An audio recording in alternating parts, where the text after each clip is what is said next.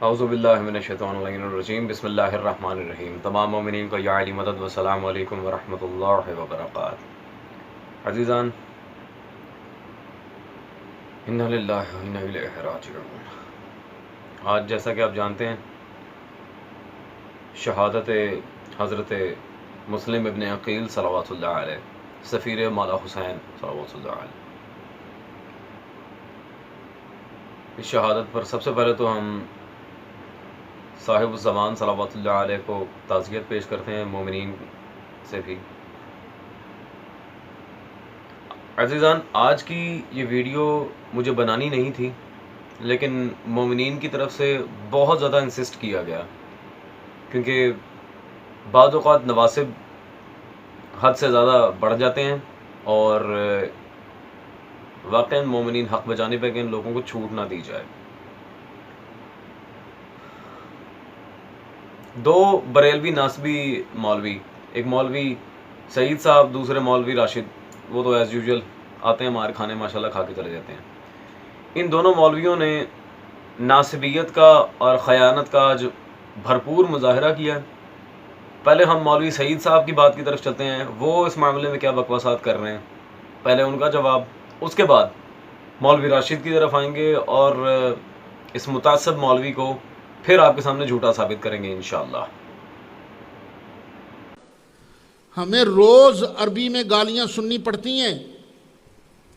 شیعہ لوگ 3 مرتبہ اذان دیتے ہیں، 3 مرتبہ، 2 نمازیں جمع کر لیتے ہیں نا، ظہرین، ظہر عصر اور مغربین، مغرب عشاء، اذان 3 بار دیتے ہیں، کسی جگہ 5 مرتبہ بھی دیتے ہوں گے۔ اور اس میں عربی میں ایک گالی دی جاتی ہے صحابہ کرام کو، اشہد ان امیر المؤمنین و امام المتقین و قاتل المشرکین و غیظ المنافقین علی ولی اللہ وصی رسول اللہ و خلیفتہ بلا فصل۔ یہ جو لفظ ہے نا، خلیفتہ بلا فصل، یہ عربی زبان میں حضرت ابو بکر کو گالی ہے، حضرت عمر کو گالی ہے، حضرت عثمان کو گالی ہے۔ تم نے اگر اپنی اذان دینی ہے تو اپنی امام بارگاہوں میں اذان دو، لیکن یہ لفظ کہتے وقت سپیکر بند کیا کرو۔ اچھا جی، شیعہ ہر روز 3 مرتبہ اذان دیتے ہیں، اس میں حضرت ابو بکر کو گالی دی جاتی ہے، خلیفہ بلا فصل مولا علی کو ماننا یہ حضرت ابو بکر کے لیے گالی ہے۔ یہ بھائی، اس میں کون سا، مولوی صاحب، اس میں کون سا گالی کا ایلیمنٹ لگ رہا ہے آپ کو؟ آپ جانتے ہیں کہ ہم حضرت ابو بکر، حضرت عمر، حضرت عثمان کی خلافت کو نہیں مانتے، لیکن آپ لوگوں کو ہم نے کبھی انسسٹ بھی نہیں کیا کہ انہیں برا کہو، یہ وہ، ہم کسی کے عقائد کو چھیڑتے نہیں ہیں، لیکن ہم انہیں خلیفہ نہیں مانتے، تو پھر اس میں گالی دینے والی کون سی بات ہے؟ مولا علی کی خلافت حقہ کو تسلیم کرنا کیا معاذ اللہ گالی دینا؟ وہ خدا کا خوف کریں، بات کرنے سے پہلے سوچ لیا کریں کہ آپ کیا بات کر رہے ہیں اور کس کے بارے میں کر رہے ہیں۔ اور اذانیں جب ہوتی ہیں جی، تو خلیفۃ بلا فصل کہنے سے پہلے وہ سپیکر بند کر لیا کرو۔ کیوں؟ ہم آپ کے والد محترم کے پیسوں سے سپیکر لے کے آتے ہیں اپنی مساجد میں یا اپنے امام بارگاہوں میں؟ ہم نے آپ سے کبھی کہا ہے کہ جب اونچی اونچی آپ لوگ کلام پڑھ رہے ہوتے ہیں اسے بند کریں؟ نہیں، ہم کسی کو نہ چھیڑتے ہیں، لیکن اگر کوئی ہمیں چھیڑے تو ہم اسے چھوڑتے نہیں ہیں۔ چلے خیر، ادھر ادھر کی باتیں کرنا مجھے پسند نہیں ہیں، ہم دلائل دینے کے عادی ہیں۔ اب یہ دیکھتے ہیں کہ مولا علی کو خلیفہ بلا فصل کیا صرف ہم کہتے ہیں؟ ابھی بتاتا ہوں۔ یہ جی میرے ہاتھ میں آپ کے مفسر قرآن حضرت علامہ سائم چشتی صاحب کی کتاب ہے، مطبوعہ فیصل آباد، مشکل کشا، مولا علی کی سیرت پر انہوں نے کتاب لکھی تھی۔ اس کی جلد نمبر اول اور صفحہ نمبر 16 پر، جہاں مولا علی کے لحاظ سے چیپٹرز انہوں نے کمپائل کیے ہیں اور فہرست دی ہے، وہاں پہ کیا لکھ رہے ہیں جی؟ علی خلیفہ بلا فصل ہیں، علی خلیفہ بلا فصل ہیں۔ جی مولوی صاحب، جی آپ کے اپنے گھر کے مولوی ابا بقول آپ کے حضرت ابو بکر کو گالیاں دے رہے ہیں جی۔ تو جیسا کہ میں نے پہلے عرض کیا تھا، اعتراض کرنے سے پہلے انسان کو سوچ لینا چاہیے کہ آیا ایسی بات ہمارے گھر میں تو نہیں موجود۔ رہ گئی اذان کی بات، ہم نے کبھی آپ سے کہا ہے کہ یہ من انو شنو بند کروائیں؟ جو الصلاۃ خیر من النوم آپ لوگوں نے بدعت ایک رائج کی ہوئی ہے، کبھی ہم نے یہ کہا ہے اسے بند کرواؤ؟ آپ اپنی مساجد میں دے رہے ہیں، ٹھیک ہے لگے نا، ہمیں کوئی فرق نہیں پڑتا، لیکن امیر المومنین کے لحاظ سے اس طرح کی فالتو بکواسات اگر آپ کریں گے پھر تو ہم الحمدللہ آپ کا محاسبہ بھی کریں گے اور آپ کی کتابوں سے آپ کی پول بھی کھولیں گے۔ ویٹ اے سیکنڈ، میں ایک چیز دکھاتا ہوں۔ چلیں یہ سائم چشتی کو چھوڑیں ہیں، اب تو میں اس کی کتاب دکھا رہا ہوں جس کا انکار شاید ہی کوئی بریلوی کر سکے۔ یہ میرے ہاتھ میں جی شرح مشکات موجود ہے، آپ کے مفتی احمد یار خان نعیمی صاحب کی، میرۃ المناجی شرح مشکات المصابی، اور اس میں یہ میرۃ المناجی جو انہوں نے شرح لکھی ہے، مفتی احمد یار خان نعیمی بریلویوں کے اکابرین میں سے ایک ہیں، آپ مجھ سے بہتر جانتے ہیں یا شاید نہیں جانتے۔ اس میں پہلی جلد ہے جی اس کی، اور صفحہ نمبر 379 379 پر حدیث نمبر 593 اذان کے لحاظ سے جو فصل یہاں پر آئی ہے، حضرت ابو مخزورہ روایت کر رہے ہیں، اور روایت بھی صحیح سند ہے، اگر کہیں گے تو اس کی سند کو انشاءاللہ آنے والے لیکچر میں صحیح ثابت کر دیں گے۔ کیا فرماتے ہیں جی؟ روایت ہے کہ حضرت ابو مخزورہ سے کہ ان کو نبی کریم صلی اللہ علیہ وسلم نے اذان کے 19 کلمے سکھائے اور تکبیر 17 کلمے، جیسا کہ عربی عبارت میں بھی اس کے موجود ہے 19 کلمہ، 19 کلمے، اور صرف یہ سیپریٹ کوئی حدیث نہیں، اس کے نیچے اس کے حوالہ جات بھی صاحب مشکات نے دیے، اور رواه احمد و ترمذی و ابو داؤد و نسائی و دارمی و ابن ماجہ، اتنے طرق اس کے بیان کیے ہیں۔ لیکن عزیزان اس کے نیچے حاشیے میں شرح جو مفتی احمد یار خان نعیمی نے کی ہے وہ ذرا چیک کریں۔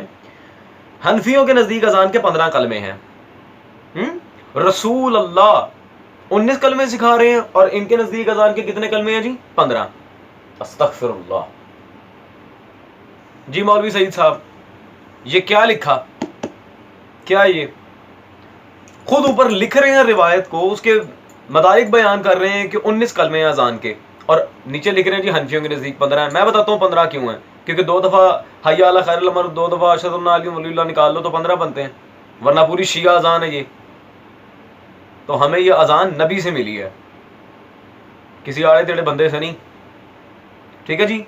دوبارہ امیر المومنین کے لحاظ سے اس طرح کی بات کرنے سے پہلے نا ذرا اپنی کتابوں کو کھنگال لیجئے گا، اور موسٹ امپورٹنٹلی یہ جو بار بار کہہ رہا تھا قاتل المشرکین، اس سے آپ کو آگ لگتی ہے۔ اب آپ ہیں ہی مشرکین مکہ کی طرف، تو ہم کیا کر سکتے ہیں؟ کیا بدر میں مولا علی نہیں لڑے؟ احد میں نہیں لڑے؟ خندق میں؟ تمام جنگوں میں ہر جنگ کا صحرا امیر المومنین کے نام پہ، تو آپ کو کیوں آگ لگ رہی ہے اگر مولا علی نے ان مشرکین کو مارا ہے؟ کوئی رشتہ تو نہیں ہے ان کے ساتھ؟ ہو بھی مجھے کیا فرق پڑتا ہے عزیزان، ان کو تو خیر پیچھے ہی کریں گے، اس قابل ہی نہیں ہے کہ ان سے بات کی جائے۔ ہم چلتے ہیں مولوی راشد کی طرف، ویسے تو قابل وہ بھی نہیں ہیں، جتنے خیانت کرتے ہیں وہ سارے معاملات میں۔ اب مفتی راشد صاحب کی طرف چلتے ہیں اور یہ دیکھتے ہیں کہ وہ حضرت یہ ریسنٹلی پنجاب اسمبلی میں جو بل پاس ہوا ہے اس کے لحاظ سے کیا کہہ رہے ہیں، جو ہمارا آج کا بیسک موضوع ہے۔ پنجاب اسمبلی میں 11 نکات پر مشتمل تحفظ بنیاد اسلام ایکٹ 2020 بل پیش کیا گیا، جو 11 نکات پر مشتمل تھا، اور اس میں سے نقطہ نمبر 7، 8، 9، 10، 11 یہ 5 نکات روافض زمانہ کے لیے ایک بہت بڑی مصیبت ثابت ہوئے، اور ان کے اوپر ایک مصیبت کا بہت بڑا پہاڑ ٹوٹ پڑا، جن لوگوں نے سالہ سال سے تقیہ کی چادر اوڑھ کر لوگوں کے سامنے یہ ثابت کرتے تھے کہ ہم نبی کریم علیہ الصلوۃ والسلام کے صحابہ کرام کو مانتے ہیں، ہم ازواج مطہرات کو مانتے ہیں، اور ہم لوگ ان کو عوام کو سمجھاتے تھے ان کی کتابیں دکھا دکھا کر کہ ان کی کتابوں میں نبی صلی اللہ علیہ وآلہ وسلم کے صحابہ کرام رضی اللہ تعالیٰ عنہ کے خلاف بہت بڑا زہر بھرا گیا ہے، ازواج مطہرات کے خلاف۔ مولوی صاحب بات اور دلیل ہمیشہ دعویٰ کے مطابق ہونی چاہیے۔ ہم نے خدا کے بندے، مجھے ایک بات بتائیں، امہات المومنین کو نہیں مانتے، یہ وہ معاذ اللہ ثم معاذ اللہ، خدا لعنت کرے جھوٹوں پہ، ہم نے کب کہا ہم نہیں مانتے؟ میری مثال لے لیں، میں ایک سید زادہ ہوں، میں کیا بی بی خدیجہ صلوات اللہ علیہا کا انکار کر دوں، بی بی ام سلمہ کا انکار کر دوں، اپنے جد کی ازواج کا ہی انکار کر دوں؟ میرا دماغ پھرا ہوا ہے۔ ہم اصلی امہات المومنین کو مانتے ہیں۔ رہ گئی بات صحابہ کی اور باقی معاملات، تو سر آپ کسی ایک شیعہ کتاب سے یا کسی ایک شیعہ عالم، مستند عالم کے ہر یہ آڑے ٹیڑے جو ذاکر و خطیبوں کو آپ جواب دیتے رہتے ہیں، وہ ان کی تو کوئی حیثیت نہیں ہے ہمارے مسلک میں۔ ان کے بیانات سے ہمیں یہ دکھا دیں کس عالم نے سلمان کا انکار کیا ہے، حضرت ابو ذر غفاری کا کس نے انکار کیا ہے، بلال حبشی کا کس نے کیا ہے، مالک اشتر کا کس نے کیا، ابو دجانہ انصاری کا کس نے کیا، سعد بن عبادہ کا کس نے کیا ہے، اسبغ بن نباتہ کا کس نے کیا، حارث بن عامر حمدانی کا کس نے کیا ہے؟ ہم ان اصحاب کو بھی تو مانتے ہیں، زید بن ارقم کا کون کر رہا ہے بھائی؟ کیا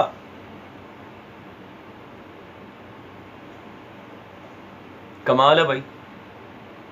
او بھائی بات کرو اصلی اصحاب کے لحاظ سے.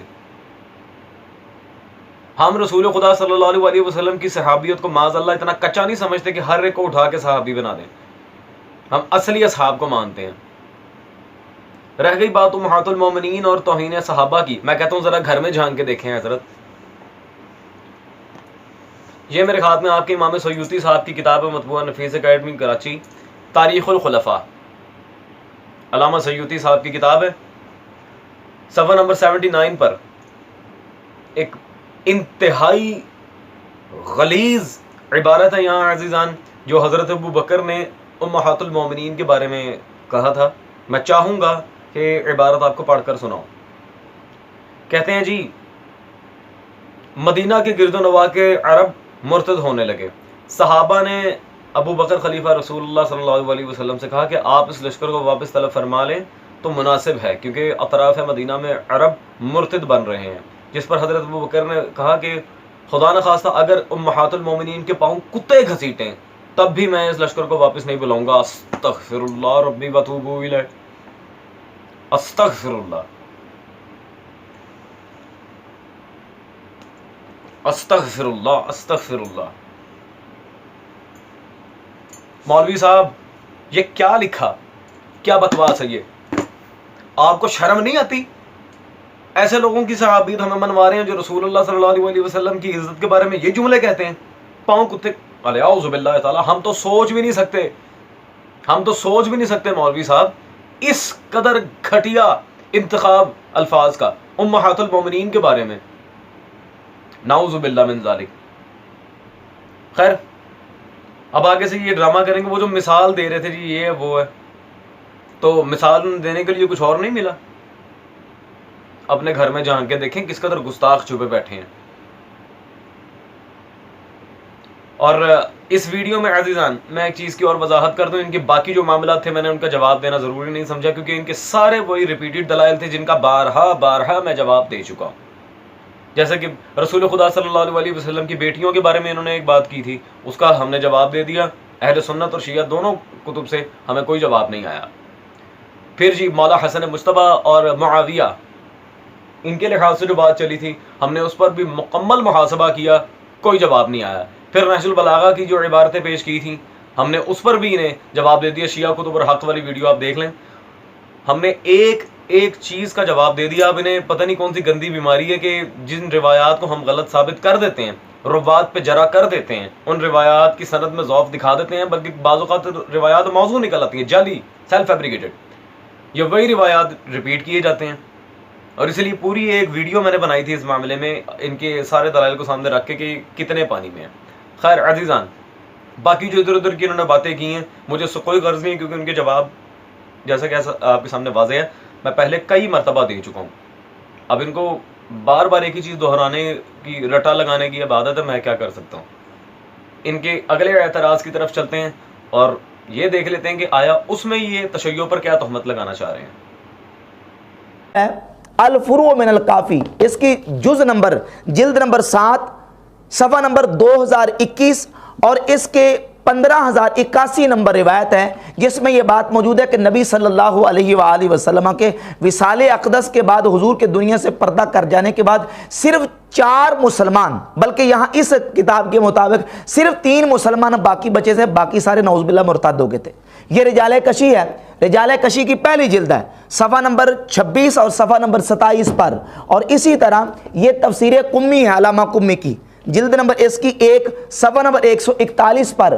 اور یہ شیخ مفید کی کتاب الاختصاص، اس کے صفحہ نمبر 6 پر اور یہ ملا باقر مجلسی کی کتاب ہے حیات القلوب، اس کے جلد نمبر 2 صفحہ نمبر 923 پر موجود ہے کہ نعوذ باللہ نقل کفر نباشد، اور یہ حق الیقین، اس میں بھی یہ بات موجود ہے کہ نبی کریم صلی اللہ علیہ وآلہ وسلم کے دنیا سے پردہ کر جانے کے بعد صرف 3 یا 4 مسلمان باقی بچے تھے، باقی سارے مرتد ہو گئے تھے۔ بس جی، ایز ایکسپیکٹڈ عزیزان، جب ان بیچاروں کے پاس کچھ بھی نہیں بچتا اعتراض کرنے کے لیے تو یہ آ جا کے ایک غلط روایت اٹھا کے لے آتے ہیں، کتابیں لے آتے ہیں، شور ڈال دیتے ہیں، نہ منابع حدیثیہ کا پتہ، نہ رواد کا پتہ، نہ سند کے لحاظ سے کچھ پتہ، بس روایت ذکر کرنی اور جی اللہ خیر صلاح۔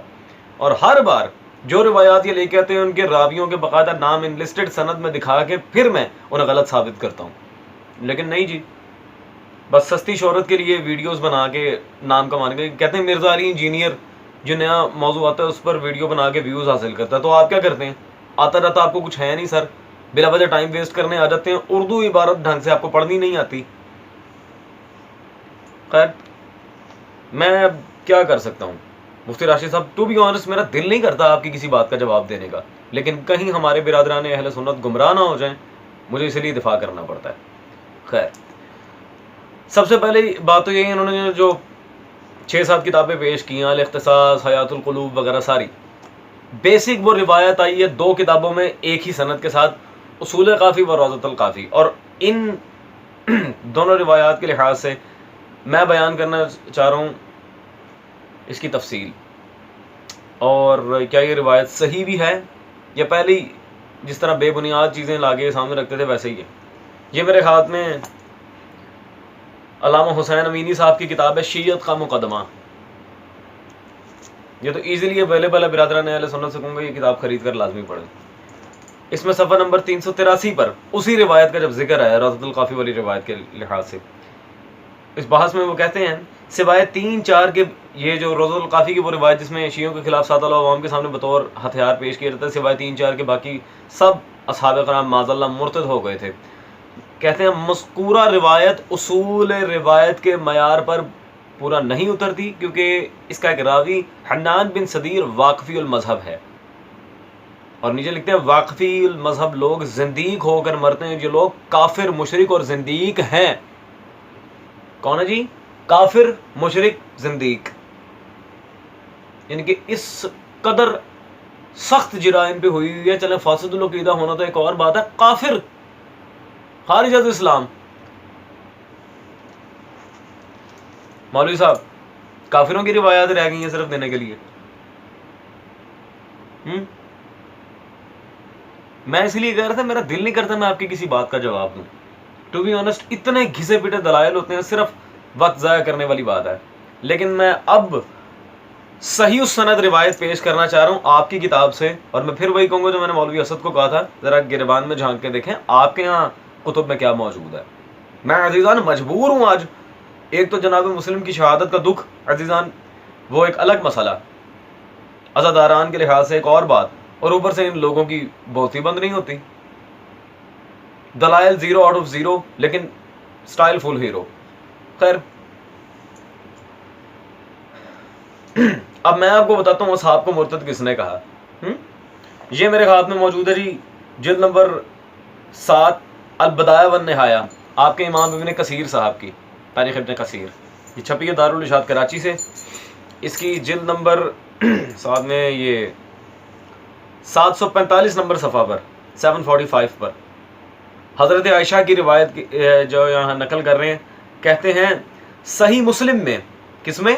صحیح مسلم، صحیح سند روایت ہے کیونکہ صحیح مسلم کی ہے، عبید اللہ بن ابی ملکہ نے سے مروی ہے کہ انہوں نے حضرت عائشہ کو یہ فرماتے ہوئے سنا ہے کہ میں نے نبی کریم صلی اللہ علیہ وسلم کو اپنے صحابہ کے سامنے نوٹ رہے یہ فرماتے سنا ہے کہ میں حوض پر آنے والوں کا انتظار کروں گا، یعنی کہ حوض کوثر، واللہ وہاں مجھ سے کچھ لوگ دور کیے جائیں گے، تو میں کہوں گا اے رب یہ مجھ سے اور میرے امتی ہیں، اپنے صحاب کے لحاظ سے کہہ رہے ہیں، ٹھیک ہے جی۔ وہ فرمائے گا، اللہ تعالیٰ فرمائے گا تمہیں نہیں معلوم کہ انہوں نے تمہارے بعد کیا کام کی اور یہ لوگ الٹے پیروں مرتد ہو گئے۔ یہ لوگ الٹے پیروں کیا ہو گئے جی؟ مرتد۔ اور اس روایت پہ آپ جرا بھی نہیں کر سکتے، ایک تو روایت حضرت عائشہ سے ہے جو آپ کے اصول کے مطابق سکہ ہیں، دوسری بات, اس روایت کو آپ کے امام ابن کثیر نقل کہاں سے کر رہے ہیں؟ صحیح مسلم. اس روایت پہ حضرت آپ جرا بھی نہیں کر سکتے. جی مفتی راشد صاحب, میں مجبور ہوں اس طرح کی روایات آپ کی کتابوں سے دکھانے کے لیے, کیونکہ میں یہ بیسیکلی برادران اہل سنت کو بتانا چاہ رہا تھا کہ اصلاً منکر کون ہے رسول خدا صلی اللہ علیہ وسلم کے اصحاب کا, اور سارے معاملات کیا ہیں. اور ایک بات یاد رہے, ہمیں اس سے کوئی غرض نہیں کہ جو آپ فتوے لگا رہے ہوں ہمارے اوپر وہ کیا معاملات ہیں اور کیا ساری چیزیں ہیں, ہمیں اس سے کوئی غرض نہیں ہے. ہمیں اس سے غرض ہے کہ غلط لوگوں کو رسول خدا صلی اللہ علیہ وسلم کے صحاب میں کیوں داخل کیا جا رہا ہے, ہمیں اس سے غرض ہے. اگر اصحاب کے منکر ہوتے ہم کبھی سلمان و ابوذر و قنبر و مقداد و بلال حبشی کی تعریف نہ کرتے. آؤ اٹھاؤ شیعہ کتابیں, دیکھو کیا معیار ہے اصحاب کا, جنہیں آپ رضی اللہ کہتے ہیں, ہم انہیں علیہ السلام لکھتے ہیں اپنی کتابوں میں. یہ معیار ہے اصحاب رسول صلی اللہ علیہ وسلم کا, لیکن ہم منافق کو صحابی نہیں کہتے.